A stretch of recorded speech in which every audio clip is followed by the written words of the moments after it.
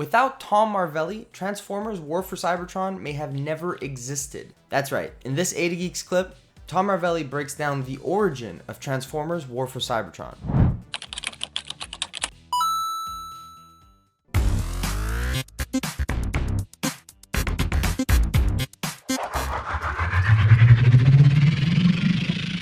And then for Hasbro, I handled a lot of their action brands portfolio. And then one of the things that I'm most proud of is Transformers The War for Cybertron.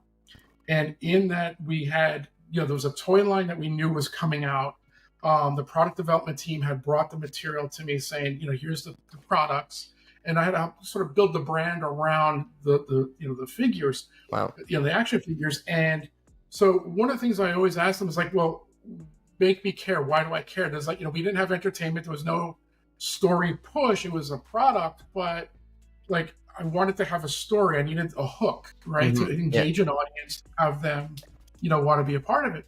And so they really didn't have it. They had ambitions to want to do some entertainment around this product line.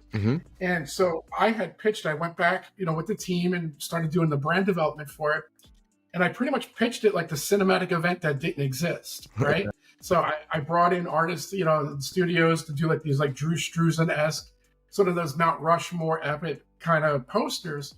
And, we did a whole host of different things for it, like blue light activations. I handled this whole marketing concept, almost like a Robert Langdon scavenger hunt type of thing. Oh, wow. And anyway, so I built this whole ecosystem of the brand materials. And finally, we got in conversations with Rooster Teeth, who was a company under Warner Brothers at the time. We ring a bell for sure. Yeah, and they did a lot of anime. They were doing a lot of anime stuff, for Netflix and so forth.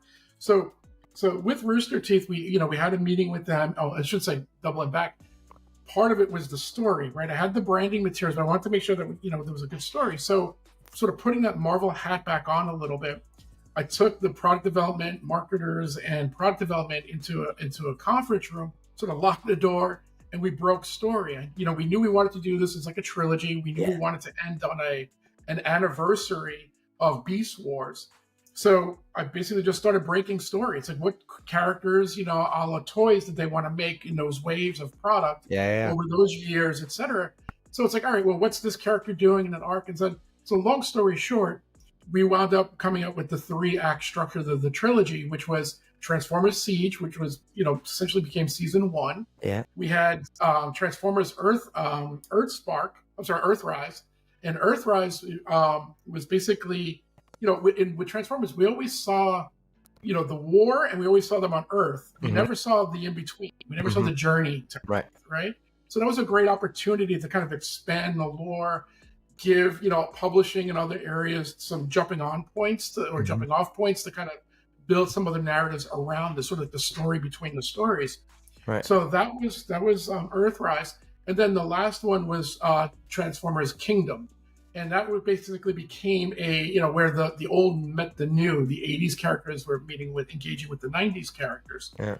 And for that one, it wasn't so much like where they were going, but when. It was almost like a time displacement story. So we broke that whole story down, met with Rooster Teeth, and so I co-wrote the pitch for that, and all the brand material. And to Rooster Teeth's credit, they looked at all the portfolio stuff that we had built, and they said, we want to make a show about that. And to their credit, they did, and we wound up getting it on Netflix for 3 seasons. It was phenomenal. It was so good. Pretty crazy, right? To watch the full interview, though, you got to hit right here.